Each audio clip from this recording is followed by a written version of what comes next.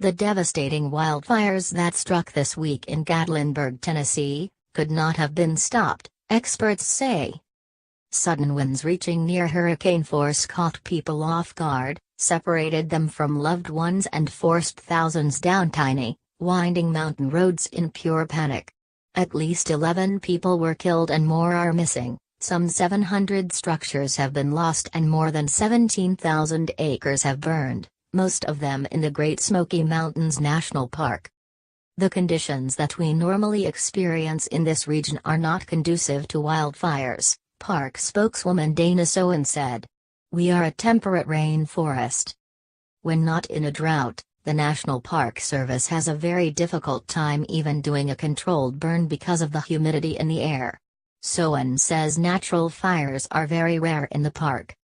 But according to a local fire ecologist in the area, wildfires in the region weren't always a rarity. If you look for it, you can find evidence of past wildfires in and around Gatlinburg, said biogeographer Henri Gracino-Meyer of the University of Tennessee. You can't really prevent forest fires. Gracino-Meyer has studied wildfires for over 30 years and, more specifically, those in the southeast for 20. Gatlinburg was made to burn, he said. He says he's been predicting a fire in the area for 15 years. Residents need to know that they are living in a very fire-prone region because of its proximity to a national forest, he explained. This area in the southeast especially is what we call the wildland-urban interface, an area where large uninhabited lands neighbor urban development. That region, especially Gatlinburg, is a very dangerous place.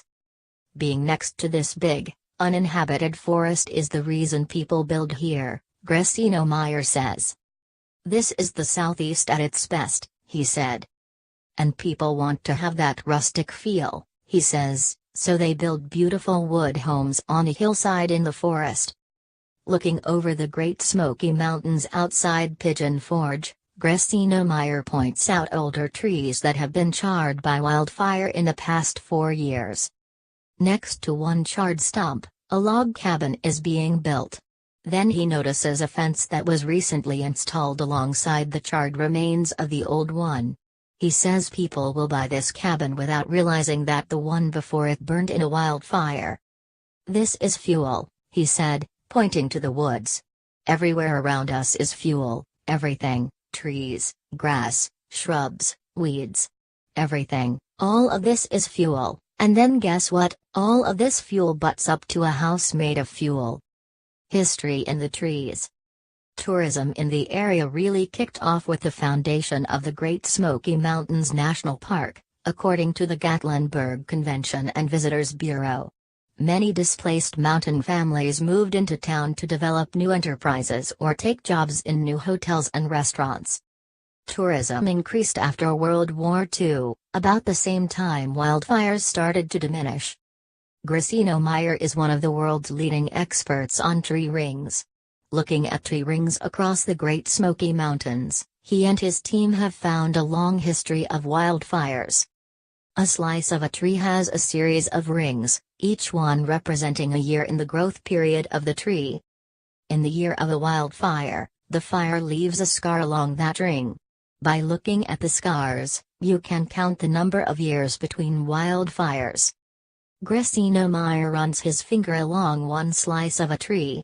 From the early 1800s to early 1900s, he says, there was a low-intensity fire about every 7 years. These aren't the kind of fires we are used to seeing today, they didn't roar. Instead, they crept along the understory, the area beneath the tree canopy, near the ground. Fires were smaller because there wasn't enough fuel on the ground to make them any bigger. That is, until the 1930s and 40s. He points to an area near the edge of the slice that has almost no imperfections. This clean area represents almost a century without wildfires. We now have, after the last fire, 80 years of fuels built up, Gracino-Meyer said. And that means when fires return, it will be much more intense. We call that the Smokey Bear effect.